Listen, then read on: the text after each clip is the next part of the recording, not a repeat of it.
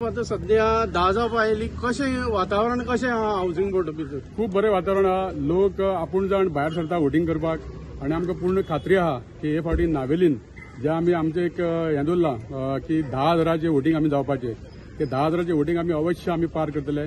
आयज आमी आहा रुमडामळे ह्या पंचायत क्षेत्रांत आनी हांगासर 4 बूथ आसा. 4 बुथाचेर लायन लागल्या सारखे म्हणजे हेतून दाखोवन दिता की लोकांक परत एकदा मोदीजीक प्रायम मिनिस्टर करपाक जाय. ह्या खातीर लोक आपूण जावन भायर सरलेले कडेन आसा.